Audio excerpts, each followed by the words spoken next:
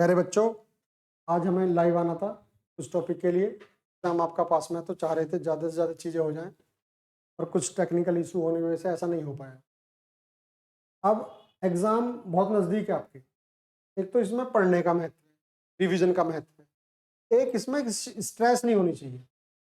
अगर एग्ज़ाम जब जो हम तैयारी कर रहे होते हैं, अगर हमारे माइंड में स्ट्रेस नहीं है तो बहुत सारी चीज़ें हमारी ईजिली हो जाती हैं।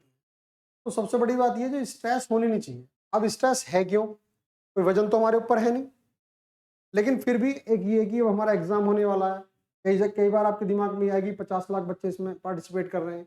कई बार आपके दिमाग में आएगी क्या एग्जाम में आ रहा। कई बार आपके दिमाग में और बहुत सारे मतलब उलूल जुलूल बातें आएंगी। इस समय बहुत ही अपने माइंड को ठंडा करके, ज़्यादा चीज़ों को ना सोचते हुए, हम सच्चे और अच्छे मन से जो जितना पढ़ सकें उतना पढ़ लें। जितना हम पढ़ेंगे उतना ही रिजल्ट हमारे सामने आएगा। और एक बात ये भी है, जब स्टूडेंट या बच्चे जब ज़्यादा पढ़ाई होती है ना, तो उस समय हमें ऐसा लगता है जैसे हमारे कुछ याद नहीं है। जब हम कुछ नहीं पढ़ते हैं तब हमें ऐसा लगता है हमारा सब पढ़ा हुआ है। तो अगर आपके दिमाग में ये बात भी आ रही होगी होच पोच हो रहा है या कुछ सब कुछ मतलब मिलना मिलना हो रहा है, तो ऐसा कुछ नहीं है। आप बहुत आराम से पढ़ते रहिए, जितना जितना रिवाइज हो जाए आप पे उतना करिए। चलिए, आज हम जो टॉपिक लेते हैं वह है हमारा वर्णमाला। अब जैसे सपोज कीजिए वर्णमाला है। वर्णमाला मतलब जैसे आपकी फूलों की माला होती है, जैसे आपकी नोटों की माला होती है, उसी प्रकार जहां वर्ण इकट्ठे हो जाएं तो उसको हम वर्णमाला कहते हैं। वर्णमाला से मतलब क्या है? वर्ण या अक्षरों का क्रमबद्ध व्यवस्थित समूह वर्णमाला कहलाता है। अब इसी लाइन में एक क्वेश्चन बनता है कि भाषा की सबसे छोटी इकाई क्या है। एक क्वेश्चन यही बन गया।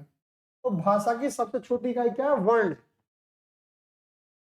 अब वर्णों के प्रकार कितने, किस किस आधार पर हैं? तो उच्चारण, उच्चारण मतलब हमारा बोलने का तरीका और उसका प्रयोग, उसके आधार पर वर्ण के दो भेद बताए गए। अब दो भेद कौन कौन से? एक तो स्वर और एक व्यंजन। स्वर का मतलब क्या है? जो बिना किसी की सहायता के बोले जाएं उन्हें हम स्वर कहते हैं, और जो स्वर की सहायता से बोले जाएं उन्हें हम व्यंजन कहते हैं। तो स्वर की परिभाषा देखिए, जिन वर्णों का उच्चारण स्वतंत्र रूप से, यानी कि बिना किसी की मदद के, बिना किसी दूसरे अक्षर की सहायता से होता है, वो क्या कहलाते हैं? स्वर कहलाते हैं। अब स्वर है कितने? तो अगर बात करी जाए हिंदी में स्वर कितने? 11। अब 11 कौन कौन से, किस प्रकार से? देखिए, हिंदी में स्वरों की संख्या कितनी है? 11। अब स्वर कौन कौन से? ए, आ, ई, उ, और साथ में आपका री, ए, आई, ओ, औ। अब यहां पर बात सोचने की है। तो देखो, ए, ई, उ और री, इन्हें हम कहते हैं ह्रस्व या छोटे स्वर। तो ए, ई, उ और री, चार तो हमारे हो गए छोटे, और टोटल है 11। जब हमने 11 में से 4 माइनस किए तो हमारे पास बचे 7। तो टोटल कितने हो गए हमारे? 11। यानी कि एक दीर्घ स्वर हो गए हमारे, ह्रस्वर, पहले ह्रस्वर हो गए, फिर दीर्घ स्वर हो गए, और उसके बाद में एक और होता है प्लूत। तो चलिए पहले देखते हैं।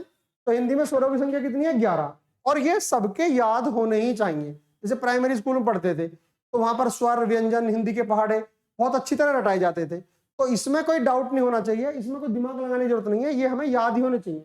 और याद करने का तरीका क्या है? देखो, जोड़ों के साथ है। ए के साथ आ, ई के साथ ई, उ के साथ उ, और री छोड़ दो अलग। हालांकि बड़ी री भी होती है लेकिन वो संस्कृत में होती है। और ये दो एक जैसे, और ओ और औ एक जैसे। अगर हम जोड़ों के साथ करें तो 1, 2, 3 और 4 और 5, 5 तो हमारे हो गए पेयर, और जो सिंगल बचा हमारा बचा वो री। उसके बाद नेक्स्ट क्वेश्चन है, मुख विवर के आधार पर स्वर के प्रकार कितने? 4 प्रकार। अब 4 प्रकार से कैसे, किन किन स्वर का प्रयोग कैसे कैसे होता है? तो देखिए, सबसे पहले क्या आ गया हमारा? संवृत। जिसके उच्चारण में मुंह लगभग बंद रहता है, यानी कि जिनको बोलने में मुंह पूरा खुलता ही नहीं है। अब कैसे? अब देखो, आप ई का उच्चारण करिए, ई, तो आप खुद महसूस करेंगे मुंह खुल ही नहीं रहा।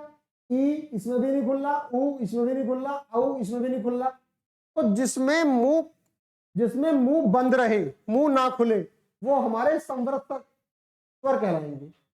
और अर्ध, अर्ध का मतलब क्या होता है? आधा, अर्थात उस वाले में तो पूरा मुंह बंद था, इसमें हमारा आधा मुंह बंद है।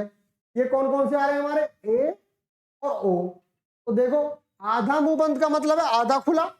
तो यहां पर मुख विवर के आधार पर जो हमारे चार भेद हैं, पहला हमारा संवृत स्वर और दूसरा हमारा अर्ध संवृत।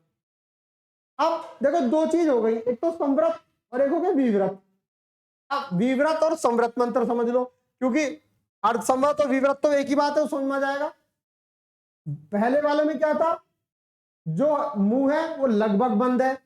दूसरे वाले में क्या है? संवृत में आधा बंद है और इसमें आधा खुला रहता है।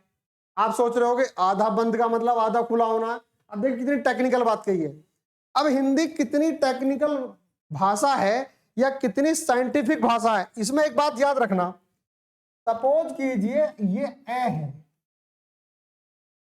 आप एक खोखली नली लीजिए और उसको ए के आधार पर ऐसे बनाइए,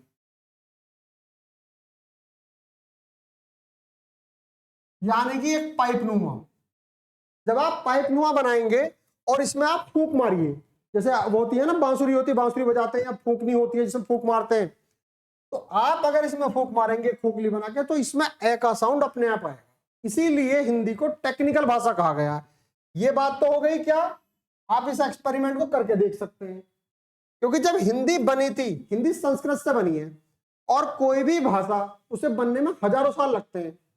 तो जब संस्कृत से निकल के आई तो ये भाषा छन छन के आई है, मतलब संस्कृत का जो छनावा पोर्शन है वो आया इसमें।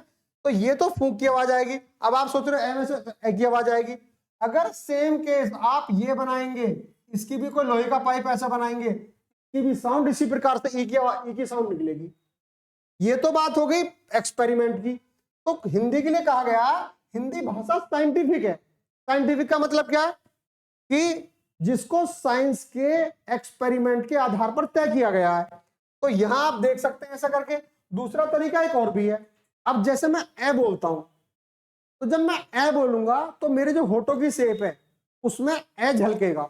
ऐसी ऊ में देख, जब मैं ऊ बोलूंगा तो मेरे होठों में ऊ झलकेगा। तो ये इसका दिखने वाला साइंटिफिक तथ्य है और ये इसका एक्सपेरिमेंट करने वाला तथ्य है। तो यहां पर जो बात कही गई है, संवृत का मतलब क्या है? अवृत का मतलब होता है गोल।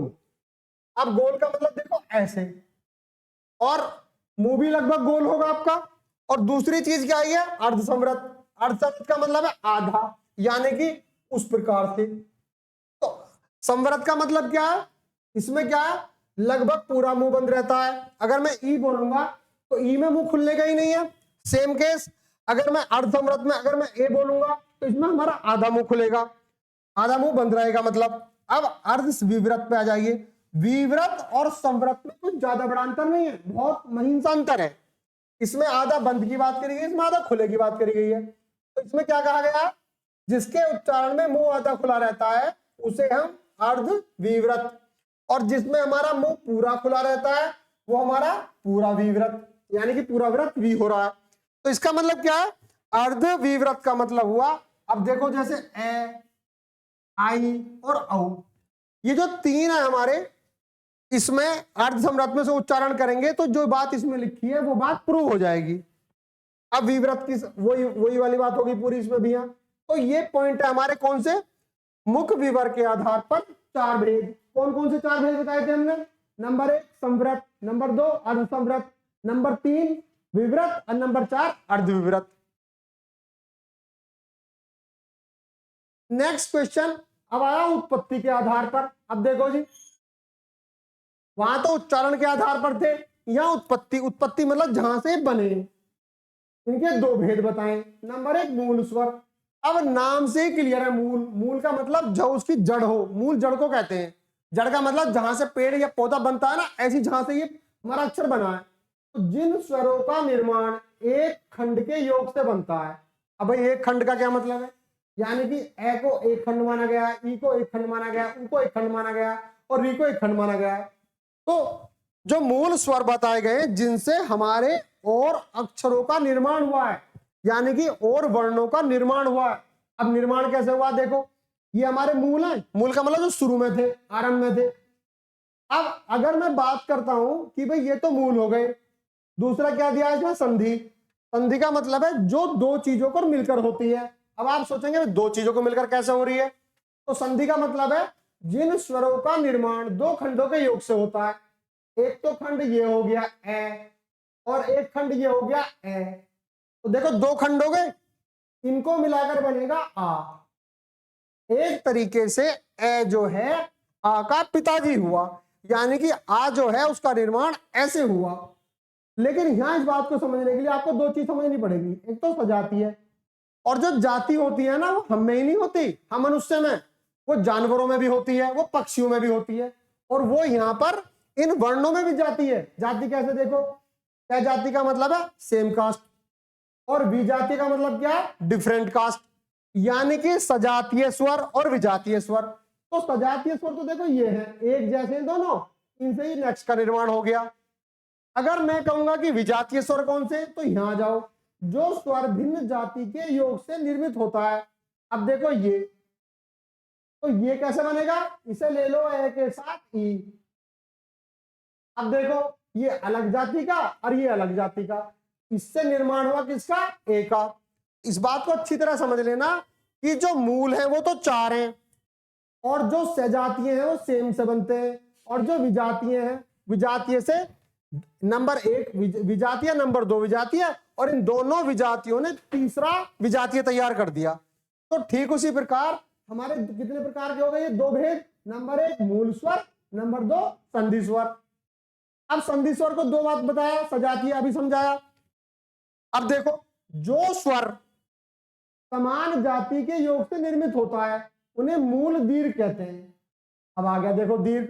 अभी थोड़ी देर पहले जब हमने 11 ये स्वर पढ़े थे तो उसमें कहा था कि भाई एक तो हस्वर होते हैं, ये जो हस्वर हैं यही हमारे मूल स्वर हैं, लेकिन जो मूल हस्व हैं उनको मिलकर दीर्घ बनता है, तो इनको नाम दे दिया मूल दीर्घ। अब मूल दीर्घ क्या है, जैसे ए और ए को मिलकर क्या बना आ, ई और ई को मिलकर क्या बना बड़ी, और ऊ और ऊ को मिलकर ऊ यानी कि बड़ा ऊ। तो यहां पर क्या बना था सजातीय, और यहां पर हाँ देखिए सॉरी ये जो एग्जाम्पल है आपका, ये आपका सजातीय स्वर का है। विजातीय कैसे, जैसे ए क्या बताया मैंने, ए प्लस ई ए बन गया, ऐसी ए प्लस ई बड़ी तो आई बन गया, ऐसी ए प्लस ऊ। तो देखो यहां पर ए प्लस ये, इन दोनों को मिलाकर इसका निर्माण हो गया ओ का। एक तरीके से जो दो विजातियों से मिलकर बनना है तो वो विजातीय ही बनेगा, और जो सजातीय से मिल रहा है वो सजातीय बनेगा। तो ये हो गया हमारा क्या, उत्पत्ति के आधार पर दो भेद, और दो भेद मूल स्वर, और जो अपने संधि स्वर के दो लिए सजातीय और विजातीय। नेक्स्ट तीसरा जो टाइप है मात्रा या उच्चारण के आधार पर। अब भाई मात्रा क्या होती है देखो, अभी थोड़ी देर पहले आपको समझाया था कि जो हस्वर होते हैं वही मूल स्वर हैं, और जो दीर्घ स्वर हैं, और जो तीन है ये। अब से पहले जो बताया उनका आधार तो उत्पत्ति था, अब जो है मात्रा है।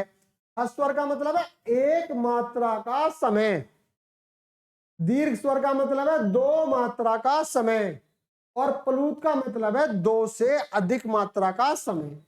अब इसका मतलब क्या हुआ, अब जो हस्वर क्या शुरू में कितने बताए थे, चार, वही चार हैं देखो।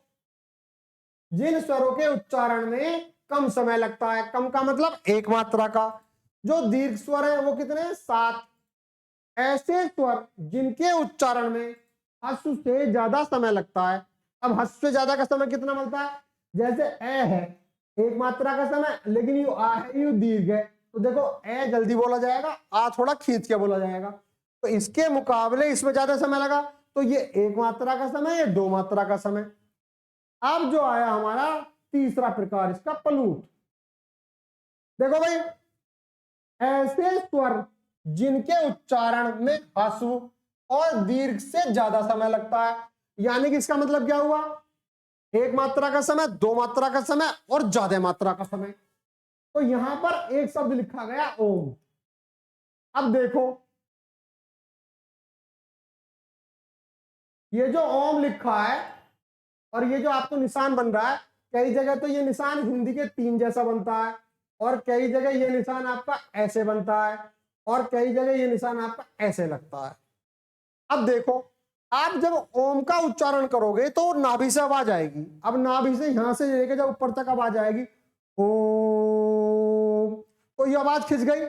अगर हम राम का नाम ले रहे हैं तो कई बार राम ऐसे लिखा मिलता है, तो ये जो है हमारा प्लूत है और इसका मतलब है इससे पहले वाला जो ये वर्ण है इसकी आवाज खींचना। जैसे रा, ऐसी हम जैसे कि लास्ट में कहते हैं कृष्णा, कृष्णा, तो जहां पर अगर हम कृष्णा लिखेंगे तो वहां पर क्या होगा, तो वहां पर ये लास्ट में लग जाएगा। तो प्लूत का मतलब क्या है, 2 से ज्यादा मात्राओं का समय। तो उच्चार मात्रा या उच्चारण के आधार पर कितने हो गए हमारे ये, ह्रस्व, दीर्घ स्वर और प्लुत स्वर। नेक्स्ट है हमारा जिह्वा स्थान के आधार पर। देखो भाई हमारी जीभ का जो आकार है लगभग ऐसा है और लिटरेचर के तरीके से हमने इसे 3 भाग में बांट लिया, अग्रभाग, मध्य भाग और ये पश्च भाग। जो वर्ण इसकी सहायता से बोला जाएगा उसे तो क्या कहेंगे हम, अग्रस्वर। जिसका उच्चारण जिह्वा के अग्रभाग से होता है उसे क्या कहते हैं हम, अग्र स्वर। अब देखो ई बोलो आप, अगर आप ई का उच्चारण करोगे तो जीभ का जो नुकीला हिस्सा आगे का वो आपके प्रयोग में होगा। ई बोलोगे तो भी वही होगा, ए बोलोगे वही होगा और आई बोलोगे तो भी वही होगा। लेकिन अगर आप ए बोलोगे तो ए जो है आप खुद नोट करिए, तो बीच में से आवाज आ रही है, मतलब जीभ का जो ऐसा लग रहा है जैसे उस हिस्से पे थोड़ा सा स्ट्रेच पड़ता हो, तो उसके लिए हमारा ए हो गया। लेकिन ऊ, औ, ओ और औ, इसमें जीभ का ये वाला हिस्सा काम करेगा। तो जिसमें ये वाला काम करे उसे पश्च स्वर, जिसमें ये वाला काम करे उसे मध्य स्वर और जिसमें ये वाला काम करे उसे हम अग्रस्वर कहते हैं। ये इसके आधार पर इसके प्रकार हैं। अब उच्चारण आधार, आधार क्या एक तरीके से समझिए, ये उच्चारण स्थान है। ये जब कोई वर्ण बोला जाता है तो वो पर्टिकुलर कहीं ना कहीं किसी स्थान से बोला जाता है। अब जैसे हमने बोला कंठ, अब कंठ का मतलब क्या है, जिसकी आवाज गले से निकलेगी वो ए और आ है, तो इसको हम क्या बोलेंगे, कंठ स्वर, क्योंकि इनको बोलते हुए कंठ का प्रयोग हो रहा है। अब आ जाओ तालु, यानी कि तालव्य, ई, खुद देखो आप साइड से आवाज आ रही ई, इस तरीके से, इसमें हमें तालु और तालव्य का प्रयोग है। अब हमारा आ रहा है मूर्धन्य, मूर्धा का प्रयोग। री बोलो आप तो देखो पीछे को साउंड जाएगी एकदम इस तरीके से, री आवाज आएगी, होठ ऊपर की साइड उठेंगे, तो इसमें मूर्धा का इस्तेमाल हो रहा है। जिन वर्णों में होठ मिलते हो, यानी कि अगर आप कोई भी शब्द बोलोगे, जैसे आप पै बोल रहे हो तो पै में होठ दोनों आपके चिपक जाएंगे। आप कभी भी दोनों होठों को अगर मिलाओगे, आप मिलाओगे यानी कि अगर आप पै बोलोगे तो अपने आप मिलेगा। जैसे अब इसमें लिखा, क्या लिखा है इसमें उसके लिए, जैसे यहाँ आपका दिखाई दे रहा ऊ आ रहा है। अब यहाँ एक बात ध्यान रखना, जैसे ये तो स्वर है, ये सारे स्वर हैं, लेकिन अगर इसमें स्वर ना होकर व्यंजन भी ऐसे आएंगे, जो व्यंजन कंठ से बोला जाएगा वो कंठ व्यंजन, जो तालव से तालव्य, मूर्धन्य, ओष्ठ्य। तो यहाँ आपको एक बात ध्यान रखने की, जब ओष्ठ को पढ़ते हो तो ओष्ठ का प्रयोग करोगे ऊ, तो देखो यहाँ होठ गोलाई लेंगे ऊ, औ में भी ऐसा ही होगा। लेकिन जब आप व्यंजन में चलोगे, उसमें मैं नेक्स्ट बताऊंगा उसका उच्चारण कैसा होगा, जैसे पै बोलते हो आप तो दोनों होठ टच करेंगे, जबकि स्वरों को बोलते हुए दोनों होठ गोल हो जाते हैं, गोल होके एक शेप ले लेते हैं, आकार ले लेते हैं। अब देखो ये तो हो गए थे सेपरेट, कंठ से सेपरेट, तालव्य, मूर्ध्य, ओष्ठ्य। लेकिन ये दोनों जो है इसमें कंठ और तालु दोनों मिलते हैं। अब दोनों मिलने का कारण क्या है, ए और आई, इसमें कंठ का और तालु का दोनों का, तो इनका क्या नाम पड़ेगा, कंठ तालव्य। अब ये क्या, कंठोष्ठ्य है, कंठ प्लस तो होठ। अब देखो ऊ बोलते थे आप, तो उस केवल होठों का प्रयोग हो रहा है। लेकिन जब आप ओ बोल रहे हो, तो आप इसमें खुद देखोगे, इसमें थोड़े से तो होठ का प्रयोग है, ओष्ठ का, और बाकी कंठ का प्रयोग है। इसीलिए इसमें जो साउंड का जो जो मुंह का आकार है वो थोड़ा इसके मुकाबले अलग रहता है। तो याद रखना, ये हमारे उच्चारण के आधार पर 6 प्रकार है। अच्छा, अब क्या है हमारा अनुनासिक, जिनका उच्चारण करते समय मुख और नाक, देखो जी वैसे तो देयर आर 9 ओपनिंग्स, शरीर में 6 मतलब 9 छेद होते हैं, लेकिन जहां तक बोलने की बात आती है उनमें केवल 2 का प्रयोग होता है, एक नाक का और मुंह का, और सुनने में केवल कान का प्रयोग है। लेकिन क्या होता है, कुछ में तो नाक का प्रयोग ज्यादा है और कुछ में मुंह का प्रयोग ज्यादा है। अब यहां देखो आप, मुंह और नाक दोनों का प्रयोग किया जाता है। इन स्वरों को लिखते समय उन पर चंद्र बिंदु लगाया जाता है। अब चंद्र बिंदु का मतलब क्या है, पहले चांद बनाओ और चांद में बिंदु लगा दो, तो इसका नाम क्या पड़ गया, चंद्र बिंदु। तो अनुनासिक का मतलब है, अनु का मतलब है, अनु का एक जो उपसर्ग में आता है, एक अनु का मतलब तो छोटा है और एक अनु का मतलब है पीछे। तो नाक के पीछे, यानी कि जिनका प्रयोग हो रहा हो, उच्चारण क्या है, जैसे तब मुंह से अधिक सांस निकलती है तथा नाक से बहुत कम सांस निकलती है। जब आप दौड़ते हैं तो आपने अपना मुंह बंद कर लिया तो नाक से सांस आएगी, लेकिन अगर आप दौड़ेंगे और आपकी नाक और मुंह दोनों खुले हुए तो जाहिर सी बात है मुंह से ज्यादा आएगी। तो यहां पर एक बात ध्यान रखें, जहां पर नाक का कम प्रयोग हो रहा हो और मुंह का ज्यादा हो रहा हो वहां अनुनासिक, अनुनासिक बोले तो जैसे उंगली, कांच, बूंदे, रोए, पूंछ, तो नाक के साथ इसकी आवाज आएगी। अब फॉर एग्जाम्पल अगर लता मंगेशकर गा रही है तो वो नाक में नहीं गाएगी, जितने भी गाने आप सुने होंगे आपने। लेकिन आप अगर हिमेश रेशमिया को सुनोगे तो आप खुद ही देखोगे, कभी आर तो मुंह के साथ नाक से भी साउंड आ रही है, कभी आर कभी पार, एक बार आजा आजा, तो वो जो साउंड है ना उसमें कहीं ना कहीं चंद्र बिंदु और उसका मतलब बिंदु का प्रयोग होता है। तो जहां पर मुख का प्रयोग ज्यादा हो रहा हो, नाक का प्रयोग कम हो रहा हो, वह अनुनासिक होगा।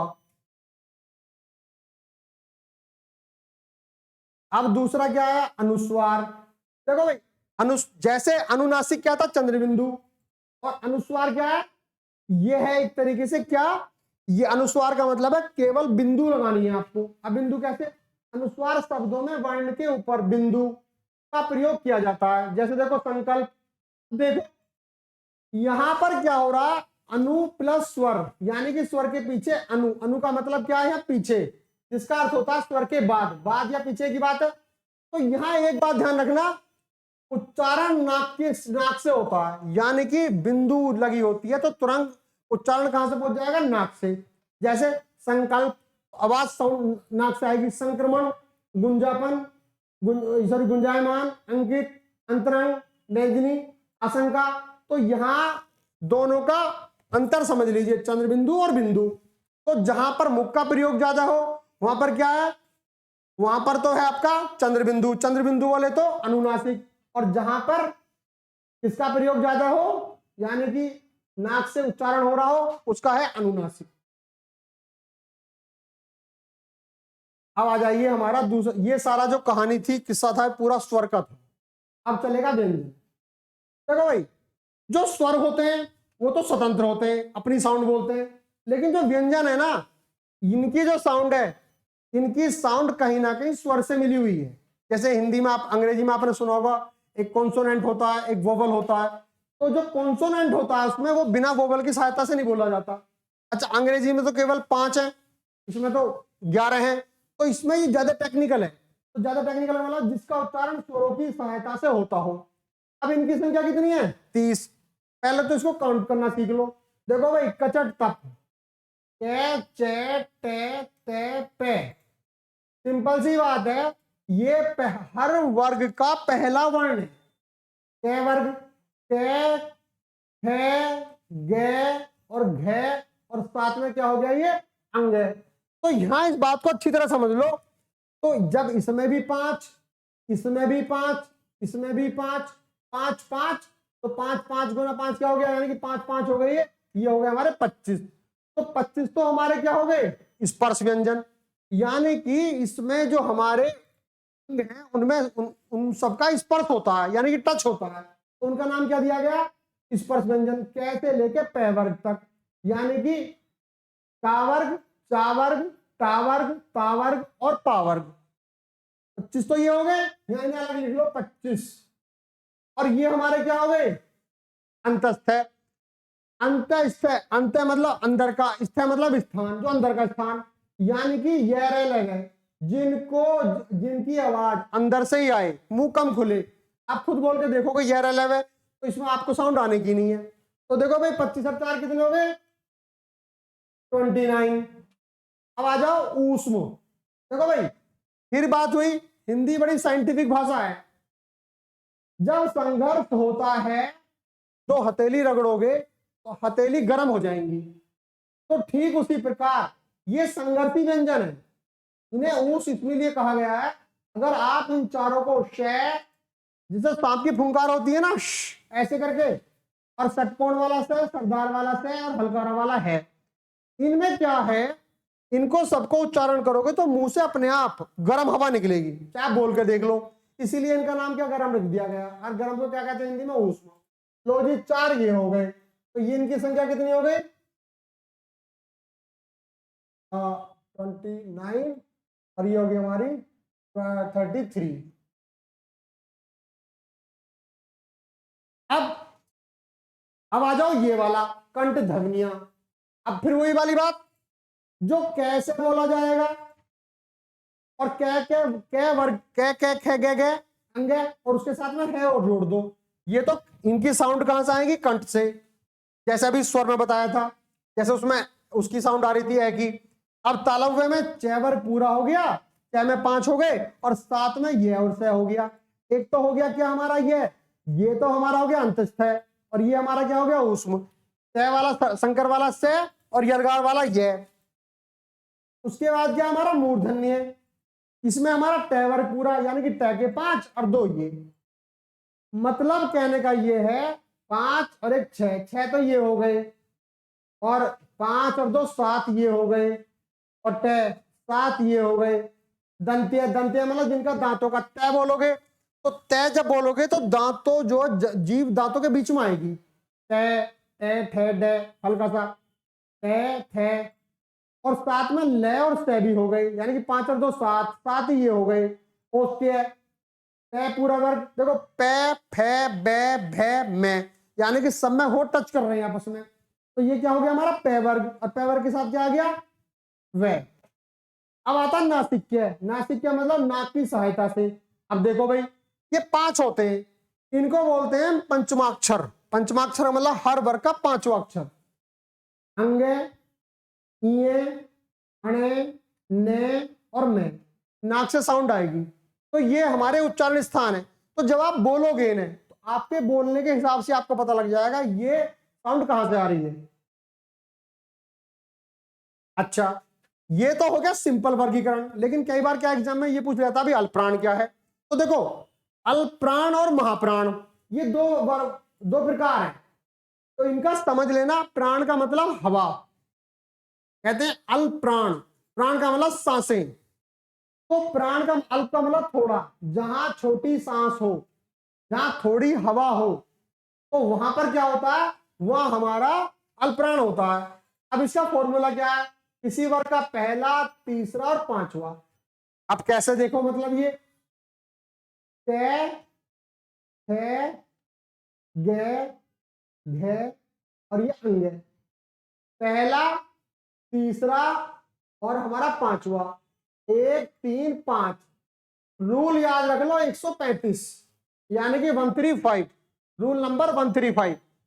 आप जैसे इस वर्णमाला को पढ़ेंगे तो सबसे बड़ी बात क्या है, अगर वर्णमाला आपके बहुत अच्छी तरह से क्लियर है तो आपका एक भी सवाल संधि में गलत नहीं हो सकता। यानी कि वर्णमाला सभी पूरे कोर्स की जान है। एक तो क्वेश्चन वर्णमाला में से आएगा, और एक क्वेश्चन संधि जब भी आएगी आप पे, और मतलब आएगा वैसे पूरी हिंदी में काम, लेकिन 2 टॉपिकों में तो बहुत ही, एक तो खुद वर्णमाला और एक आपका संधि। अब देखो अल्पप्राण में कौन सा रूल लग गया भाई? 135 लिख लो यहाँ, 135। 135 का मतलब पहला वर्ग, सॉरी पहला वर्ण, तीसरा वर्ण, 5वां वर्ण। महाप्राण महा का मतलब जहां ज्यादा हवा चाहिए, जहां ज्यादा सांसें चाहिए। प्रत्येक वर्ग का समवर्ण, यानी कि समवर्ण का मतलब क्या है? देखो भाई 1 और 4, सॉरी 2, 2 नंबर पर क्या आ रहा है? तो इसके लिए रूल याद रख लो 24 नंबर। महाप्राण के लिए क्या है? 24 नंबर। और वैसे भी एक याद करने का बहुत आसान तरीका है। देखो महा रहा है, महा में लिख दो 2 और हा में लिख दो 4, टोटल कितना हो गया? 24, क्योंकि 2 ही तो वर्ण आ रहे, मैं और हा। और आप अल्प में 3 मान लो, 1 2 3, तो अल्प में 3 है, 3 का मतलब 135, 3 ऐसे भी याद रहेगा। जो छोटा है उसमें 3 है 135, और जो हमारा महा है ना इसमें 2 है 24, ऐसे भी आपके याद रह जाएगा। अब एक याद रखो घोष और एक अघोष। अब देखो घोष का मतलब क्या है? प्रत्येक वर्ग का तीसरा, चौथा और पांचवा। अब तीसरा, चौथा, पांचवा का मतलब क्या? घोष में आपको, घोष को हम क्या कहते हैं? सघोष। सघोष। तो इसमें रूल नंबर कौन सा लगा? 1 2 3, यानी कि 345। जैसे आपने 135 अल्प प्राण में याद किया और महाप्राण में 24 नंबर याद किया, आप यहां सघोष में या घोष में 345 याद करेंगे। तो जैसे अगर क्वेश्चन पूछा जाएगा भाई कै है गे घे अंग, आपसे पूछा गया 4 और 5 ऑप्शन दे दिए, बच्चों बताओ कि जो गे है ये हमारा अल्पप्राण है महाप्राण है? अभी आपको मैंने एक फॉर्मूला बताया था कि भाई हमारा जो फॉर्मूला है इसका, जो ये क्या क्या क्या क्या इसका अल्पप्राण का, तो 135 बताया था। 135 पहला, तीसरा, पांचवा। तो जब आपको याद रहेगा तो आप समझ जाओगे ये अल्पप्राण है। अगर क्वेश्चन ये पूछा जा रहा कि बताओ जी ख क्या है, आप याद करोगे भाई ख तो गुरुजी ने बताया था, ये जो महाप्राण है इसमें तो 24 नंबर है, और 24 का मतलब क्या? दूसरा स्थान और चौथा स्थान। तो हमारा ख क्या हो गया इसमें? ये हमारा हो गया महाप्राण। क्लियर होगी बात? अब आ जाओ घोष अघोष पर। तो इस पर रूल क्या बना? 345। जब आपने इसमें 345 याद कर लिया तो इसमें भी याद कर लो भाई, पहला और दूसरा। और पहला दूसरा क्या? या तो ऐसे याद कर लो, कै है गे घे और अंग। तो यहां क्या पहले दो क्या है? ये तो है हमारे अघोष, और बाकी तीनों क्या है हमारे? सघोष। या तो 345 और ये 12 नंबर है। वैसे भी याद हो सकता है। वो हमने क्या बताया था घोष में आपको? देखो यहां तो ये हो गया, घोष में कितना बताया हमने? 12 नंबर। और ये हमने महाप्राण में क्या बताया? 24 नंबर। तो 12 24 हमारे ऐसे भी याद रह सकते हैं। तो लंबे समय तक याद करने के लिए अपनी टेक्निक सबसे अच्छी है। तो मतलब आप इस टेक्निक से पढ़ेंगे तो ये याद रहेंगे। और जब आप इस विधि से पूरा पढ़ के जाएंगे, आज टेक्नोलॉजी का जमाना, मोबाइल आपके हाथ में, आप पेपर देने के लिए खड़े 1 घंटे पहले आपने ये पढ़ लिया, पेपर में जाती पता लगा आपको एक क्वेश्चन मिल गया, बताओ जी महाप्राण कौन सा? और आपको तुरंत याद आया गुरुजी ने बताया था कौन सा महाप्राण में? 2 अक्षर आ रहे हैं। 2 का मतलब क्या? 24 नंबर। अल्पप्राण में 3 आ रहे हैं भाई, 3 का मतलब क्या है? 3 नंबर। और 3 नंबर की जब इसमें 24 आ रहे हैं, पहला दूसरा चौथा, तो इसमें हमारा 135 आ गया। तो ये हमें ये 4 डिजिट बताइए मैंने मैथ की दृष्टि से, 135, 24 नंबर, और यहां हमारा 345 और 12 नंबर। ये याद रखना बहुत काम आएगा। अब आ जाओ संयुक्त व्यंजन। देखो भाई संयुक्त का मतलब क्या? जहां 2 वर्णों को मिलाकर एक वर्ण तैयार हो रहा हो। आपने कई बार अंग्रेजी में सुना होगा क्षत्रिय की स्पेलिंग किससे स्टार्ट होती है? के से। और बनता कौन से वाले 6 से? क्षत्रिय वाला 6 बिल्कुल अलग होता है, एक छाते वाला 6 होता है, दोनों की साउंड लगभग होती है। तो आप इसे याद कैसे करोगे? देखो भाई ये क्या है हमारा? है। अब जो 6 है हमारा, वो हमारा कै और षटकोण वाला से है। इसका मतलब ये हो गया, ये जो कै है ना ये हलंत है। इसका मतलब हलंत का ये आधा प्रयोग हो रहा है, और ये जो षटकोण वाला से है ये पूरा प्रयोग हो रहा है। तो कै प्लस से को मिलाकर 6 बन गया। ऐसे ही त्रय, तय आधा रे पूरा, ज्ञानी वाला गे। अब एक चीज और देखो बहुत मजे की, ज्ञानी ऐसे बनता है गे। अगर मैं इसको साफ करने की कोशिश करूं,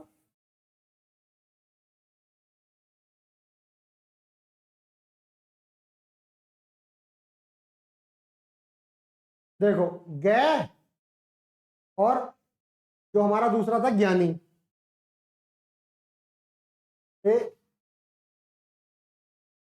देखो भाई, तो यहां पर अगर मैं इसको ढक दूं, देखो तो दोनों एक जैसे लग रहे हैं। इसका मतलब क्या है, ये जो ज्ञानी है इसमें ये जय छिपा हुआ है, यानी कि मुझसे किसी ने कहा जय बनाओ, मैंने बना दिया। अब मुझसे किसी ने कहा गे बनाओ, तो मैं लूंगा और इसको ऐसा बना दूंगा। इसका मतलब क्या है, इसमें ये साउंड इसकी छिप रही है।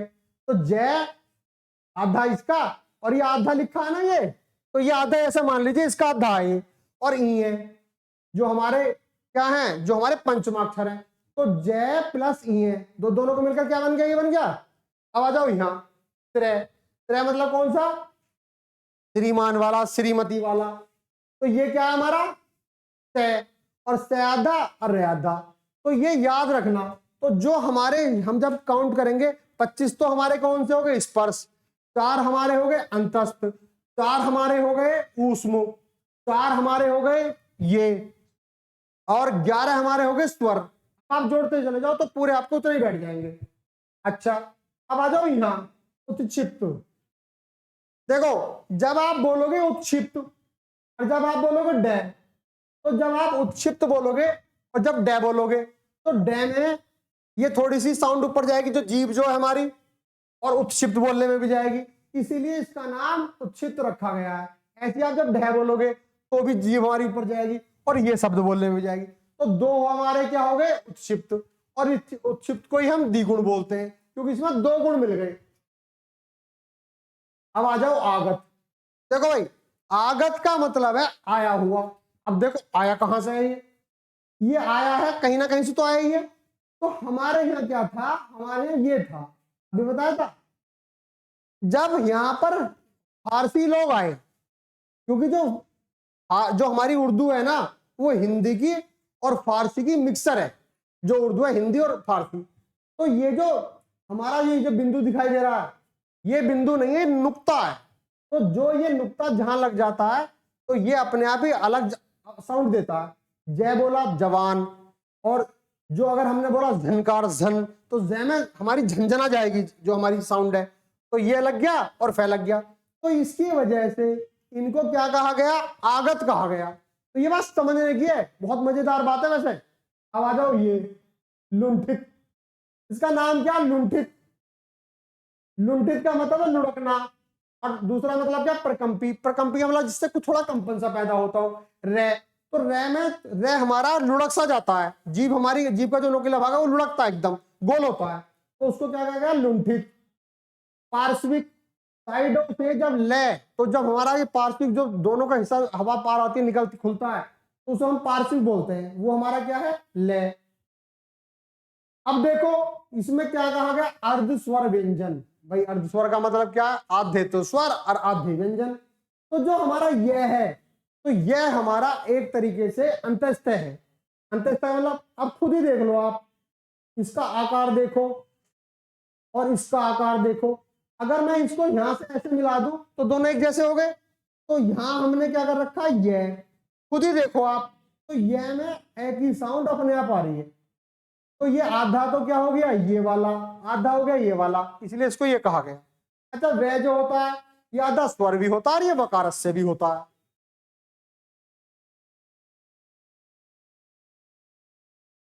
तो ये जो मैंने आपको बेसिक बताया, आप इसको 2-3 बार पढ़ लेना, बहुत छोटी सी वीडियो है, बहुत काम आएगी।